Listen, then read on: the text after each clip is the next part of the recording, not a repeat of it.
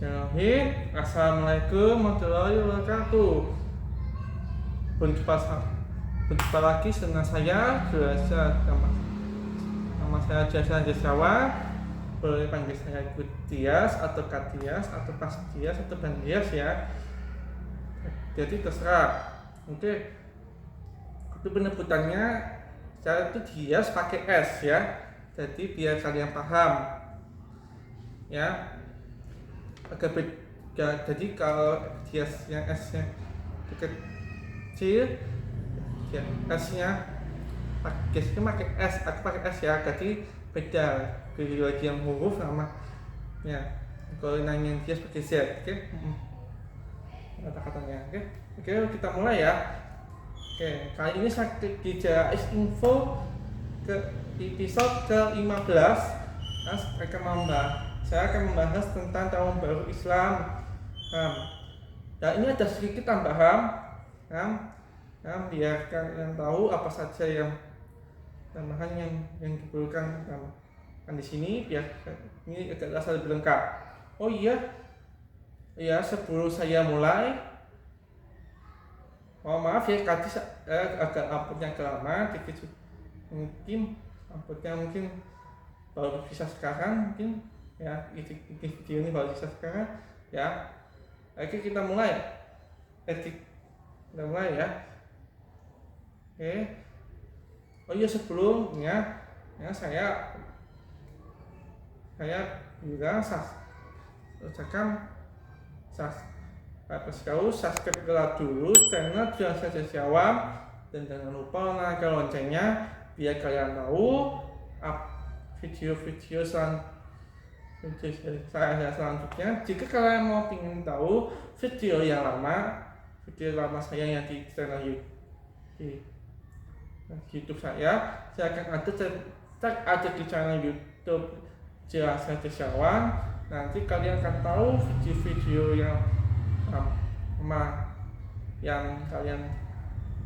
saya yang ingin nonton.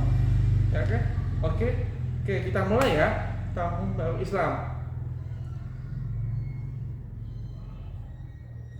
Tahun baru Hijriah, tahun baru Hijriah atau tahun baru Islam merupakan suatu hari yang penting bagi umat Islam karena menandai peristiwa penting yang terjadi dalam sejarah Islam, yaitu memperingati perhijrahan Nabi Muhammad SAW dari kota Mekah ke Madinah pada tahun 432 Masehi. Peristiwa sejarah itu terjadi pada 1 Muharram, tahun baru bagi kalender Hijriah. Namun tahun hijrahnya Rasulullah SAW dari Mekah ke Madinah, itu diambil sebagai awal perhitungan bagi kalender Hijriah. Oke, lanjut. Penentuan tahun baru Islam. Penetapan tahun baru Islam pun diperkasai oleh Khalifah saat itu, Umar bin Khattab. Kala itu para sahabat sepakat menggunakan sistem kalender yang ada hari ini, kalender Pak Islam, untuk kemudian disempurnakan. Namun permasalahan terjadi saat harus menentukan kapan 1 Muharram 1 Hijriah yang menjadi awal mula perhitungan kalender. Kesepakatan baru dicapai usai Ali bin Abi Thalib mengusulkan hijrahnya Nabi Muhammad SAW sebagai permulaan kalender atau tahun baru Islam. Memang hijrahnya Nabi ini dipilih lantaran menjadi simbol pindahan umat Islam dari masa jahiliyah ke masyarakat Madani. Usulan Ali bin Abi Thalib disetujui para sahabat dan dibuatlah kalender Islam dengan nama kalender Hijriah. Adapun penempatan kalender Hijriah terjadi pada 628 Masehi atau 17 tahun pasca hijrahnya Nabi Muhammad SAW dari Mekah ke Madinah. Oke, lanjut. Tradisi sambut tahun baru Islam Ini adalah berbagai tradisi yang ada di Indonesia untuk menyambut tahun baru Islam. Satu, Tapak Bisu. Tradisi Tapak Bisu merupakan ritual keliling benteng keraton. Ritual ini dinamakan Tapak Bisu karena dilakukan tanpa mengeluarkan sepatah kata pun saat mengelilingi benteng keraton sejauh 7 km. Ritual ini diprakarsai oleh paguyuban abdi dalam Kerajaan Keraton Yogyakarta. Ritual dimulai dari halaman kebun ini melewati beberapa ruas jalan di Yogyakarta, yaitu Jalan Rotowijaya, kemudian Jalan Kauman, berlanjut ke Jalan Agus Salim, Jalan Wahyudi, terus melewati pojok benteng Barat, kemudian Jalan MT Haryono, pojok benteng timur Jalan Brigjen Kartoso, Jalan Ibu Ruswo, dan terakhir di alun-alun utara. Oke, lanjut. Dua, kirap Muharram. Berbeda dengan Keraton Yogyakarta, Keraton Surakarta memiliki tradisi 1 Muharram atau Tahun Baru Islam. Nah, ini kirap Muharram. Tradisi ini adalah ritual yang dilakukan oleh Keraton Surakarta dengan menghadirkan kebo bule atau kebo putih di milik Kiai Slamet karena kebo bule merupakan hewan kesayangan susunan yang dianggap keramat. Dan kebo bule ini diajak keliling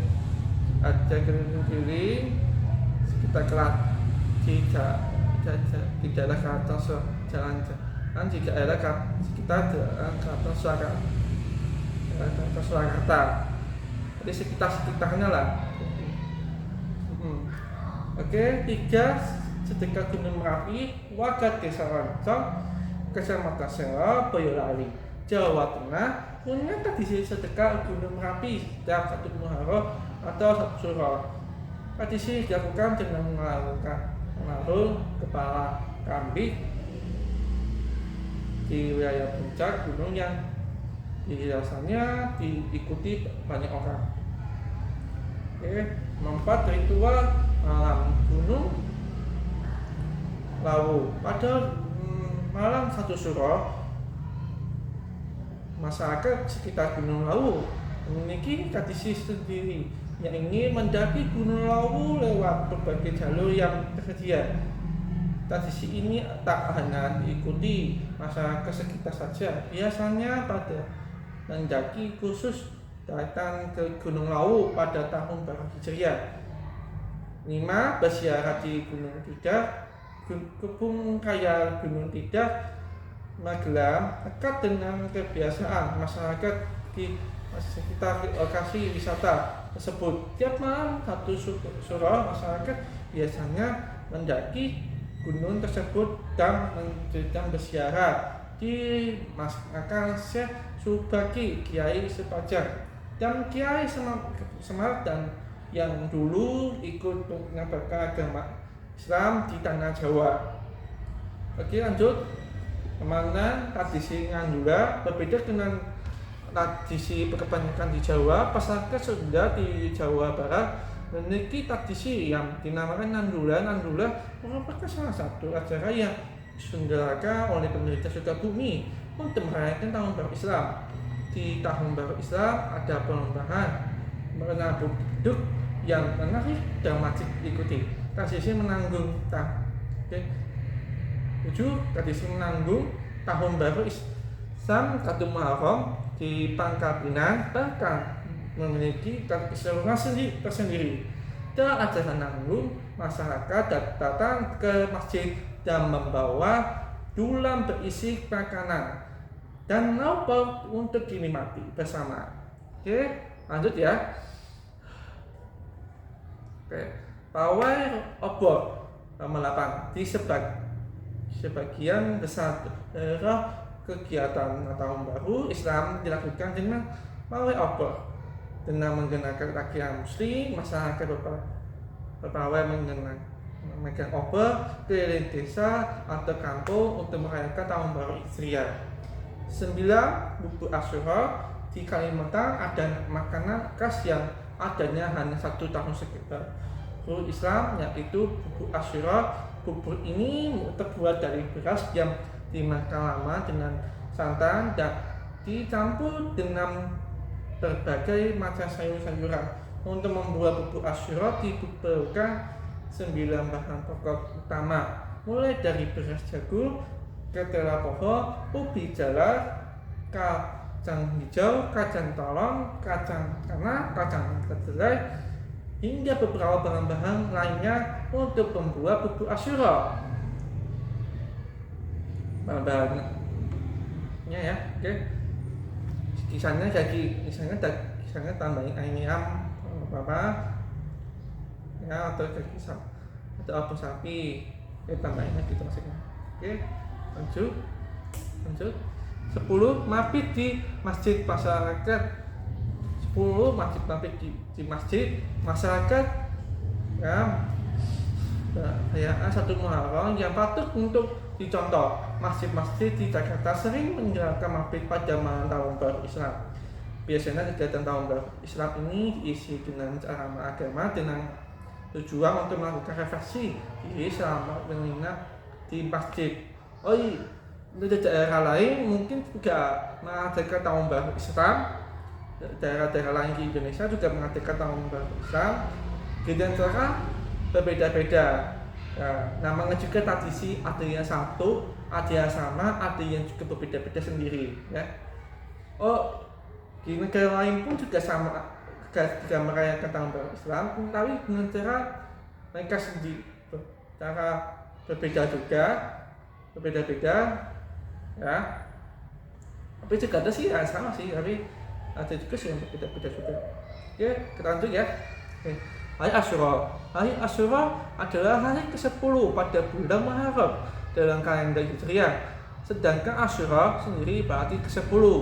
Hari ini menjadi terkenal karena bagi kalangan Syiah dan bagi yang Sufi merupakan hari berkabungnya atas kesyahidan Husain bin Ali, cucu dari Nabi Islam Muhammad, pada pertempuran Karbala tahun 61 Hijriah, 61 masih Hijriah atau 60 masih ini tersebut untuk mengasihkan kegembiraan kepada Tuhan.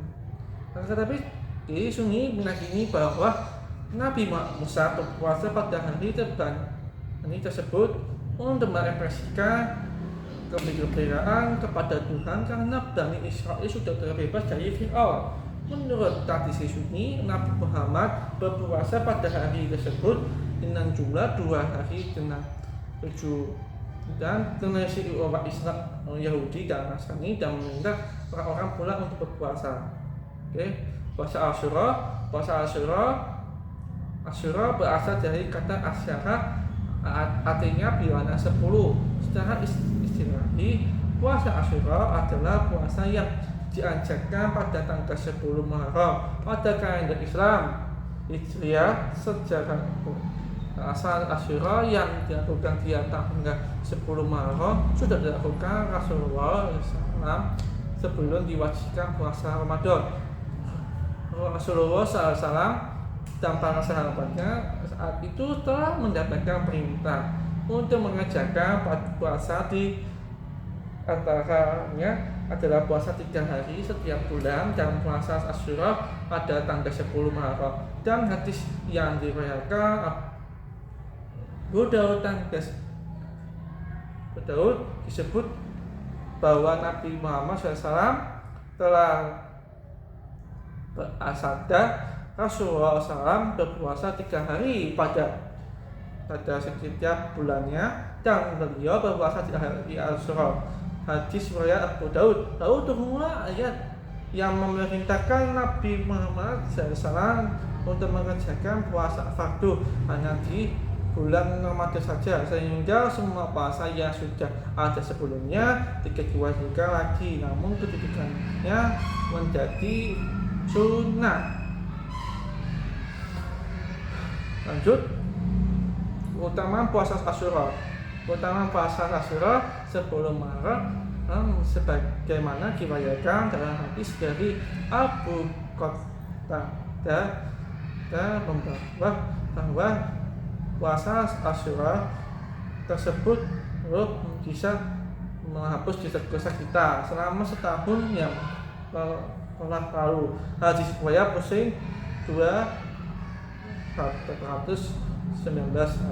Imam As-Nawawi ketika menjelaskan hadis di antara beliau berkata yang dimaksud dengan kafarah penebus dosa adalah dosa-dosa kecil.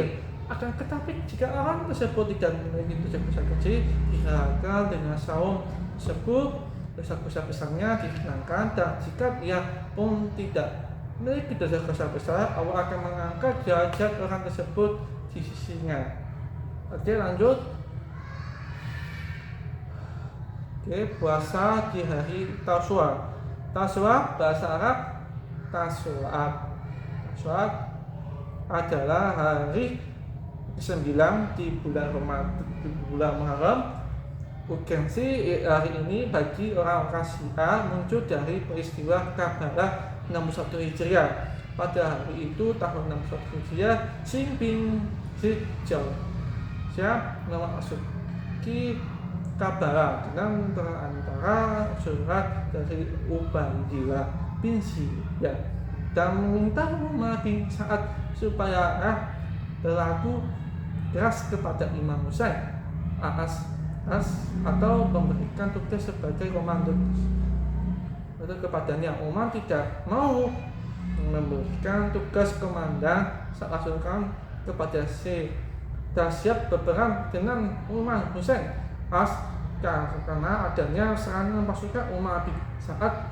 Pada sore hari ke arah perkemahan Imam Husain Imam memutuskan suaranya Abbas bin Ali untuk meminta kesempatan dari musuh untuk menangkan serangan itu supaya bagi kesempatan beribadah dahulu pada malam hari.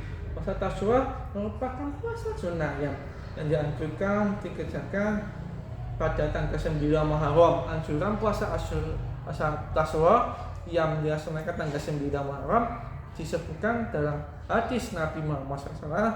Dalam hadis yang diriwayatkan Imam Ahmad disebutkan bahwa Nabi Muhammad SAW anjurkan umatnya untuk mengerjakan puasa Tasyrik untuk mengasihi kaum Yahudi. Oke, lanjut. Keutamaan puasa Tasyrik. Keutamaan puasa Tasyrik yang merupakan salah satu puasa sunnah di bulan Muharram ini berdasarkan hadis yang diriwayatkan Imam Muslim. Afdo Asia wa syahi al-Muharram, sebaik puasa setelah Ramadan adalah puasa di bulan Allah, bulan Muharram. Hadis riwayat Muslim. Dan Sahih Muslim, Imam An-Nawawi menyebutkan bahwa hadis ini menunjukkan bahwa Muharram adalah bulan yang paling mulia untuk melaksanakan puasa sunnah. Oke, lanjut. Puasa di tanggal 11 Muharram. Sebagian kalangan mempermasalahkan sifat dan cara berpuasa tiap hari pada 9, 10, 11 dengan alasan bahwa hadis Ibnu Abbas radhiyallahu anhu tentang hal itu tidak sahih, yaitu hadis puasalah pada hari Asyura dan berbedalah dengan orang Yahudi. Berpuasalah kalian sehari sebelumnya atau sehari setelahnya. Sebutkan bahwa benar bahwa hadis ini lemah sebagaimana dijelaskan oleh para ulama sebagaimana dikutip dari kitab Nai al-Mukhtar Imam Asy-Syaukani. sebagai kehati-hatian. Ini karena gereja yang bisa sekitar 39 atau 30 hari apabila tidak diketahui penempatan awal bulan keempat, maka berpuasa pada tanggal 11-nya akan dapat memastikan bahwa seorang mendapati puasa Tasyrik tanggal 9 dan Asyura tanggal 10 kedua di biasa.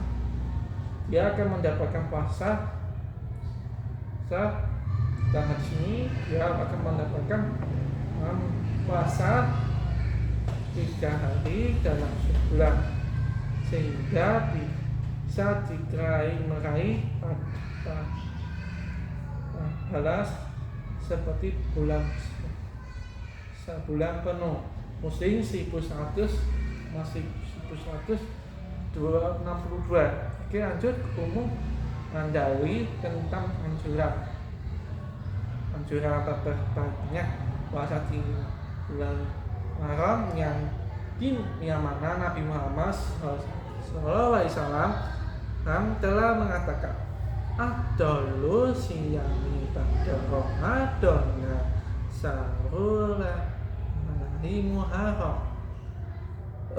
Bahasa Yamani Makdo setelah puasa Ramadan adalah puasa pada bulan Allah Muharram. Hadis riwayat Muslim. Pada puasa tersebut tanggal 11 termasuk puasa di bulan Allah Muharram telah sahih riwayat dari sahabat Abdullah bin Abbas radhiyallahu anhu bahwa beliau berpuasa pada 11 Muharram dengan at-Taubah dalam Tasibul Asa Musnad Muhammad dengan sanad yang sahih sebagaimana dengan kitab Ma'ab Sohah min Astari sahabat fikih dari Ibnu Abbas radhiyallahu anhu bahasanya beliau puasa sehari ini sebelumnya dan sehari setelahnya. Oke, lanjut. Oke, mungkin niat puasa tanggal 9, 10 dan 11 Muharram. Oke, kalau sempat baca ini apa ya? Kalau nggak sempat apa? Oke, puasa Tasyrik 9 Muharram. Puasa Tasyrik merupakan puasa yang dilakukan pada tanggal 9 Muharram. Puasa ini dianjurkan oleh Rasulullah SAW untuk menjawab keresahan para sahabatnya pada hari Asyura yang bertepatan dengan hari agung milik kaum Nasrani dan Yahudi. Berikut ini bacaan niat puasa Tasyrik yang dilakukan pada tanggal 9 Muharram. Nawaitu shauma Tasyrik lillahi ta'ala. Artinya saya niat puasa Tasyrik karena Allah Ta'ala. Oke, lanjut puasa ini puasa Asyura 10 Muharram. Asyura artinya adalah bulan atau tanggal 10 dan budaya puasa Asyura telah lebih dulu dilakukan Rasulullah beserta keluarga dan kerabatnya sebelum turun perintah puasa wajib di bulan Ramadan. Dengan kata lain, puasa Asyura adalah puasa yang dilakukan pada tanggal 10 Muharram. Oke, lanjut. Berikut ini bacaan niat puasa Asyura yang dilakukan pada tanggal 10 Muharram. Nawaitu shauma Asyura lillahi ta'ala. Artinya saya niat puasa Asyura karena Allah Ta'ala.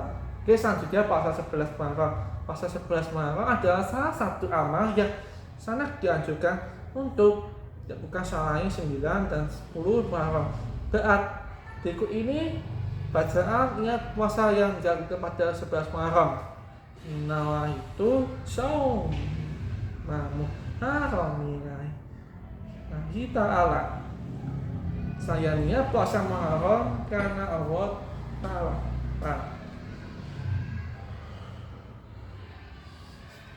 Oke, 9.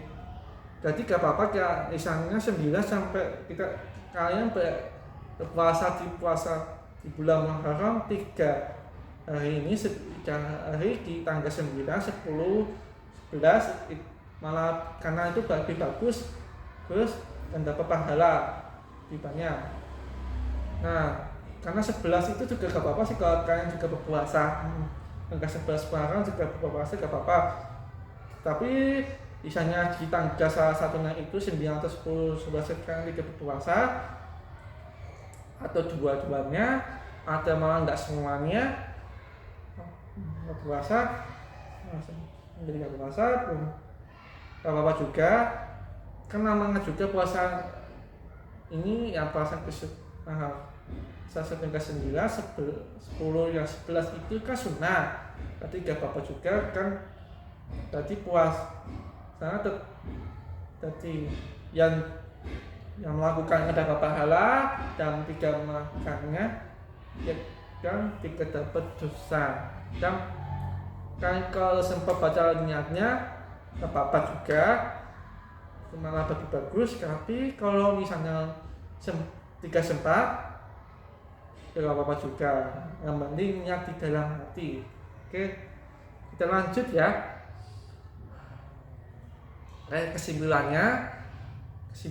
Kesimpulannya tahun baru Hijriah atau tahun baru Islam merupakan suatu hari yang penting bagi umat Islam karena mengandai peristiwa penting yang terjadi dalam sejarah Islam, yaitu berakhirnya hijrah Nabi Muhammad SAW. Dan untuk merayakannya cukup dengan beribadah, bersilaturahim dan memulai dengan hal yang baru. Ya, beribadah misalnya sholat, bersolawat kepada Nabi Muhammad SAW dan Nabi Muhammadnya, terus ya, baca Al-Quran dan hadis dan bersedekah dan melakukan hal baik yang baiknya, juga puasa juga termasuk. Oke. Bersilaturahmi jika kalian sempat ketemu seseorang, itu apa itu tetangga, keluar dari satu kota keluarga atau kerabat kita atau ke teman-teman kita, tetap kita bersilaturahim ya, artinya mereka tentang. Dan jika ada kita punya kesalahan kepada mereka, segera berminta maaf, atau mereka punya salah kepada kita, segera maaf, karena ini juga termasuk tahun baru Islam, tetap harus minta maaf. Jadi tidak harus juga nunggu Idul Fitri, dan kalian juga bisa minta maaf di tahun baru jika kalian salah kepada lain dan orang lain itu juga pernah salah ke kita sendiri. Kita harus minta maaf dan tidak pernah merasa dendam, dan hatinya hati setiap orang akan merasa damai. Oh iya.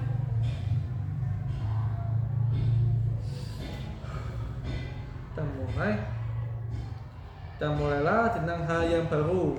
Yang baru misalnya melakukan yang baru dan yang baik untuk kita dan buat untuk orang lain, biar bagus buat untuk kita sendiri, biar kita punya masa depan yang cerah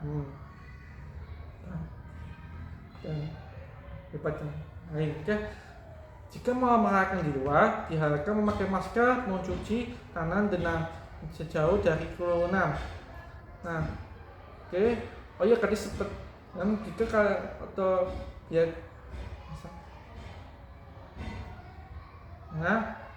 misalnya apa yang masih bilang kayak gini, mas memakai masker itu mungkin memang benar pandemi udah mulai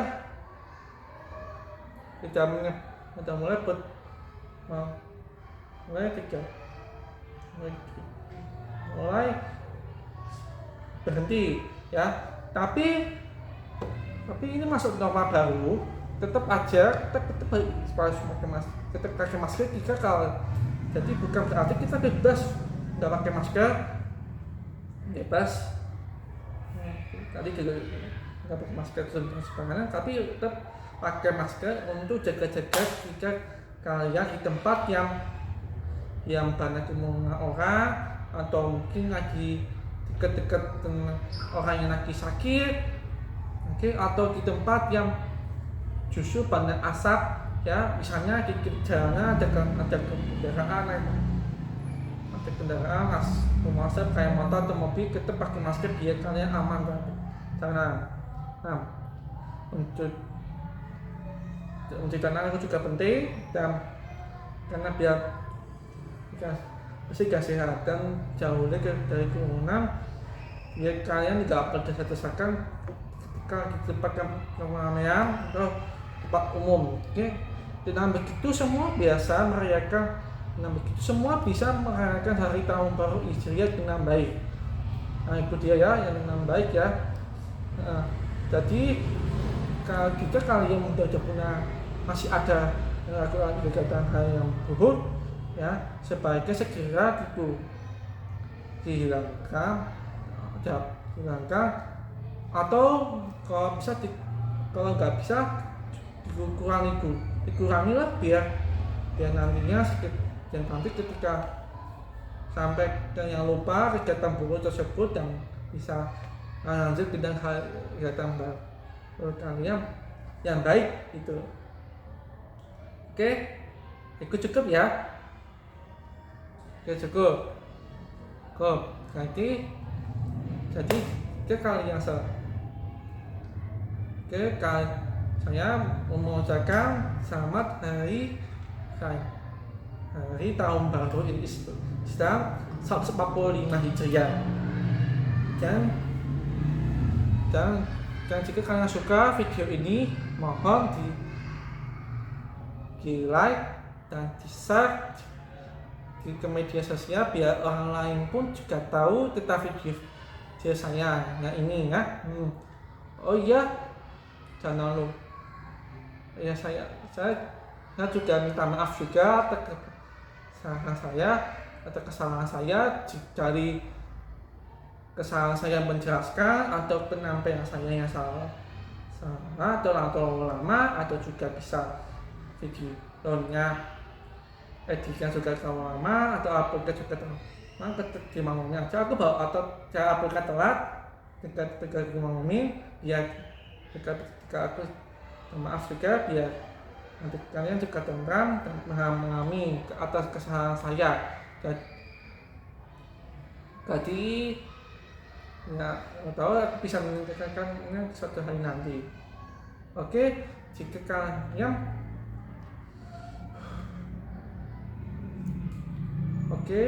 saya tutup video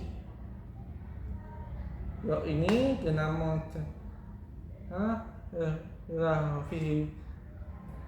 ayat Assalamualaikum warahmatullahi wabarakatuh.